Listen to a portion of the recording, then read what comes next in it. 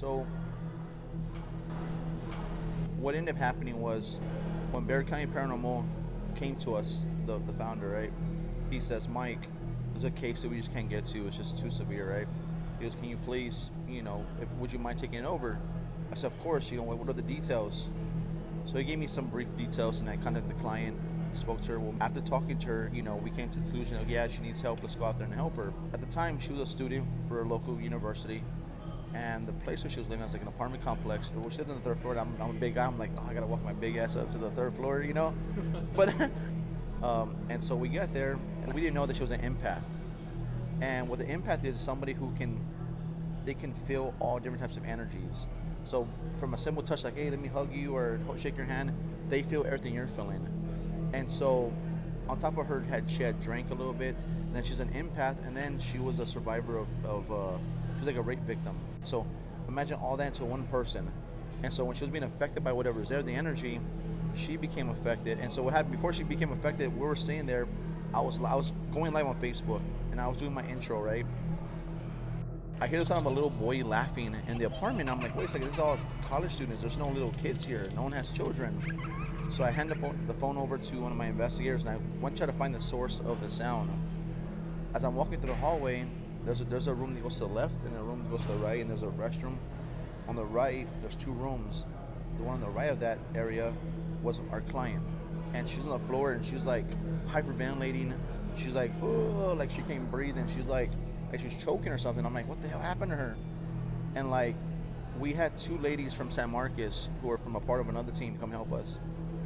So they too were touching her, and just them touching her, it affects her because she feels that energies that they carry. Then my case manager went to try to help her. So it's like everything she's already feeling, plus everybody else is feeling. She's feeling all that, and so she's hyperventilating, she's freaking out, like. So something happens that I've never seen before in an investigation, right? They went to lift her up off the ground, and one lady grabbed her from one arm, my case manager grabbed her from the other arm, and like imagine trying to lift her up off the ground. She stayed sitting Indian style in the air, right? Well, I was standing behind her, so I have a view of her back. I saw her legs from underneath, like if someone came and grabbed her from her ankles from underneath and pulled her legs back, so her knees were like bending weird. Like it looked really weird, and I'm like, am I really seeing this? Like my first reaction was to get her outside. Whatever she's being affected by, let's get her to some fresh air. I don't want her to grab a knife or something that's gonna harm her or us. We're guiding her out to the front door. All of a sudden, I kid you not, man, from one moment to the next, it's like she hit the brakes, and she's like, I'm not going nowhere. And her voice changed, and she like the energy just changed completely. All of a sudden we managed to get her out the door. And when she gets out the door, she's crying hysterically. She's like, God help me, and she runs. And we had to grab her because she was trying to jump off the balcony. And I'm like, man, we got to make sure she's okay. So we finally get to the first floor. She's on the floor because she's just losing it. And my case manager, she's like, it's gonna be okay, just breathe, because she's hyperventilating. And the one thing she says is, she is mine. Like talking like in a third person view or something. She's like, she is mine. Like it was somebody else talking for her, you know what I mean?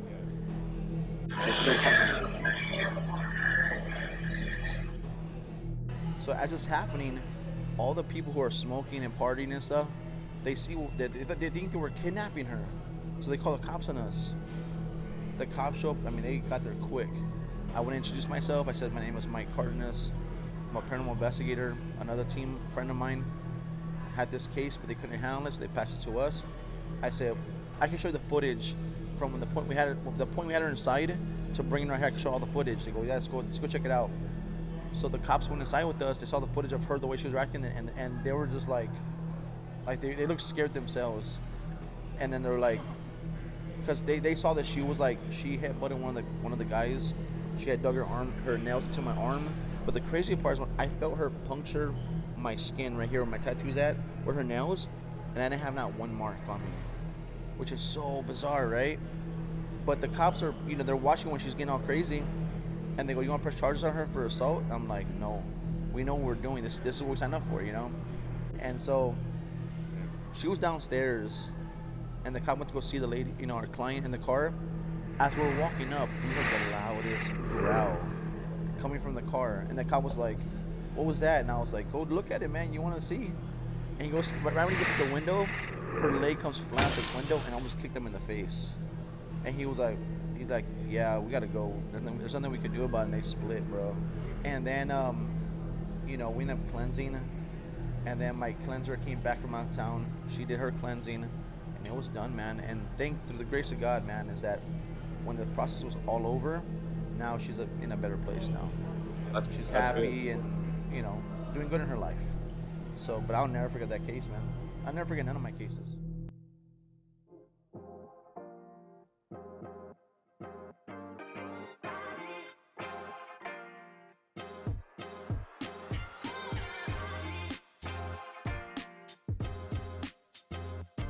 San Antonio, Texas, home of one of the most historic battleground locations in Texas.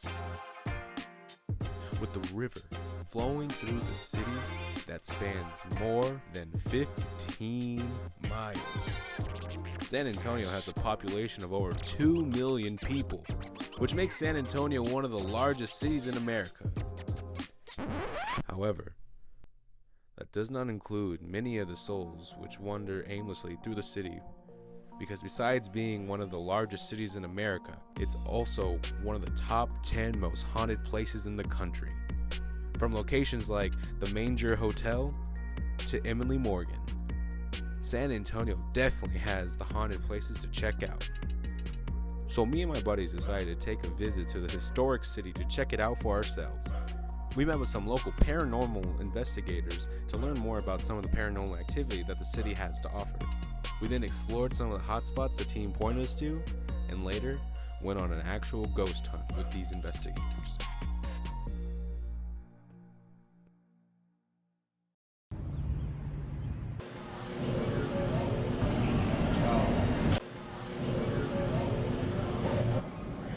Negativity display. Want to introduce yourself real quick? That'd be great. Yeah, my name is Mike Cardenas, and I'm the founder of Midnight Paranormal Society here out of San Antonio, Texas. We want to come together as a team, find like-minded individuals who have either been through like what we have or worse, and so we formed MPS. Remembering what my siblings and I and my mom went through, people laughed at us, and people didn't understand. And when you don't understand, you say, "Oh, you're crazy," or maybe you're on drugs. And so all those things that happen, there's like a fire that was lit in me. More so, like, you know what, if the opportunity ever arises and it or presents itself, I want to become a paranormal investigator. So you were having experiences as a kid. Would you want to share any of those? Was there anything specifically that happened? Where it first started for me as a child, this is back in the 80s, right? Late 80s. Our neighbor asked my mom if they can have a birthday party in our apartment. She was our neighbor.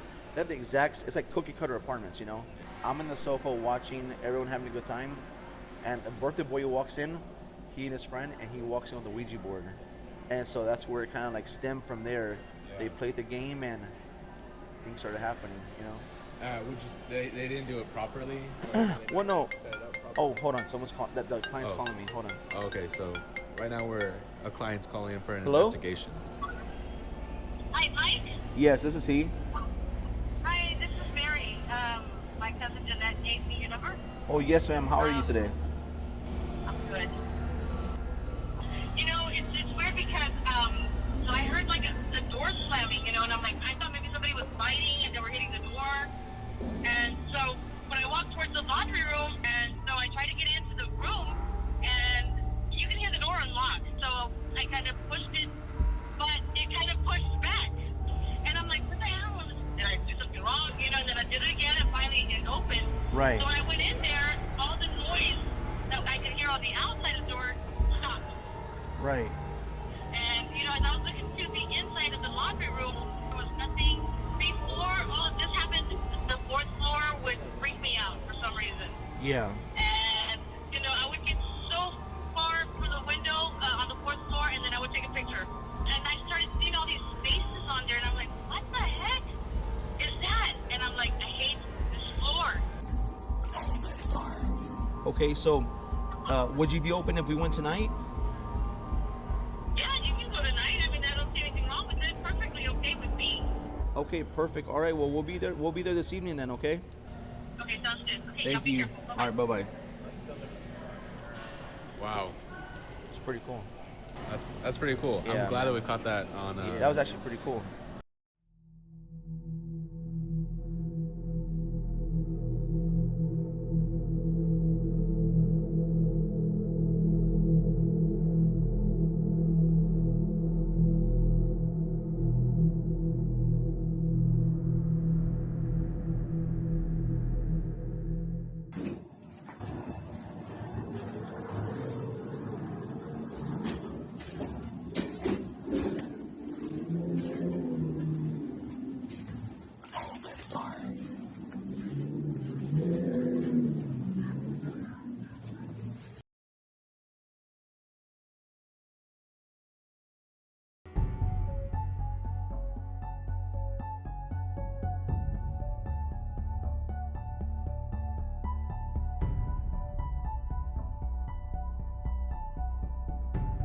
After the call from one of the clients, we headed out with MPS, where Mary experienced the phenomenon at the Extended Stay America Hotel in North San Antonio.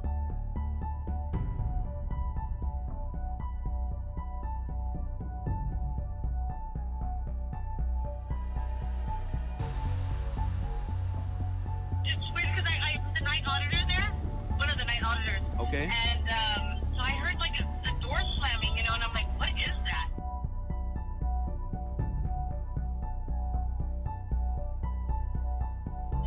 So before all of this happened, the fourth floor would freak me out for some reason. Yeah.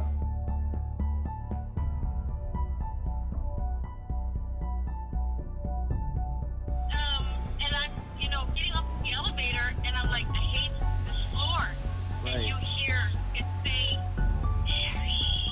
So this is apparently where she heard like a lot of voices and like wind and all like the on the video, which was not there whenever she was filming it. So those are the kind of things that have been going on in this hallway so far.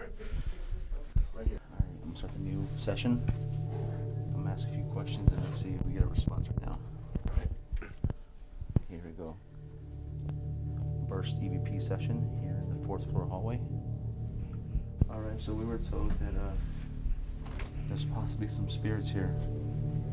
We want to invite you to come and communicate with us right now. I want you to know that we come in peace, love, and light. And we really, really want to see why you're here, if possible. Can you please tell me if you are a man or a woman, please?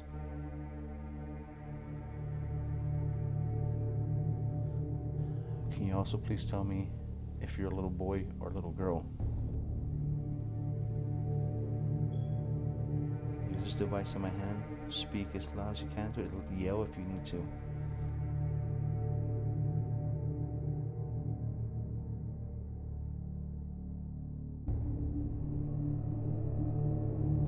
Can you give a sign of your presence? Can you go up to that window over there, the window blinds? And can you make the window blinds go down for us? If you could do that, man, that'd be amazing. Or at least slam that that wire that's hanging. Slam it pretty hard so we can see it move.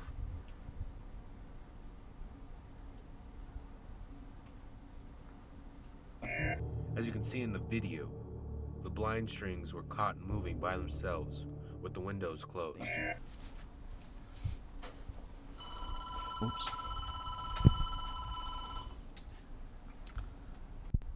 While filming the blind strings, Mary received an unknown call with no voice but eerie static. Hold on. Dude, listen to that. Just static. It's weird. It rang and it made static there. Can you hear it? The pyramid? No. Yeah, it's just static. All you hear is just like Hold on. Hello, is anyone on the phone? Hello? Is anyone on the phone? That's really weird. Yeah, try talking on there. Hello? Hello? The phone rang and there's static coming through it. Got louder when she did it. Hello? Hello? Citizen America? Right after the bizarre instances, Mike checked the EVP to see if any spirit was trying to come in contact. Can you also please tell me if you're a little boy or a little girl? Use this device in my hand. Speak as loud as you can, or yell if you need to.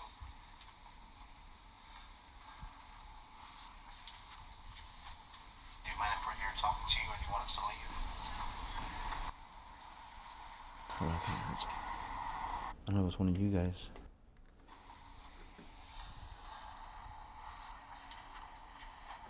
Do you mind if we're here talking to you, or do you want us to leave? Oh, there's a voice right there. Hold on. See, you can. Do you mind if we're here talking to you, or do you want us to leave? Do you want us to leave?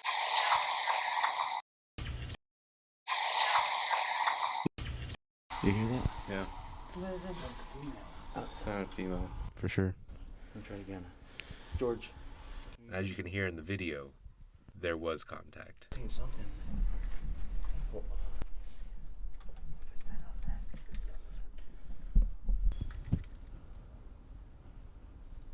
Sometimes it says talk to them or something. Albert, hold this real fast. Just hold it in your hand somewhat so I can cover both of the ears. Hold on. You ready, guys? Stay quiet for a second.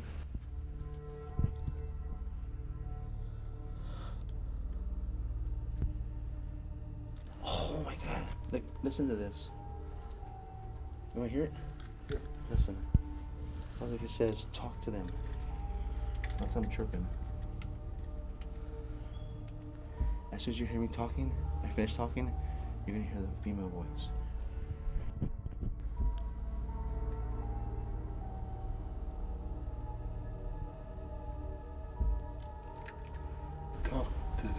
Right?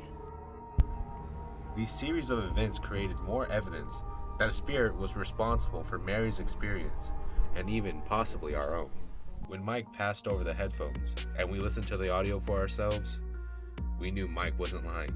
Talk to them or something. Yeah, it's pretty clear. That's pretty clear. After hours of the investigation, we concluded our ghost hunt with MPS, spooked by all we witnessed.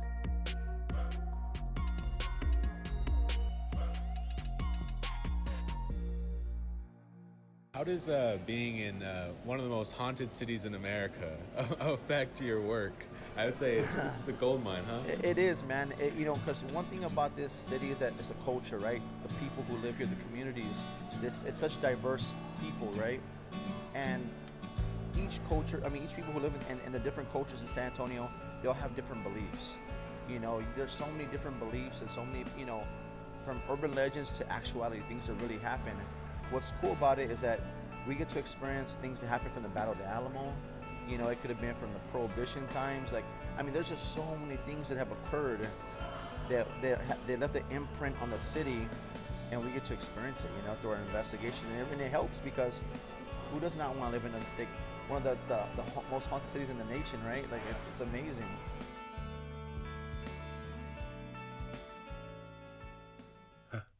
I can't wait to go back to San Marcos.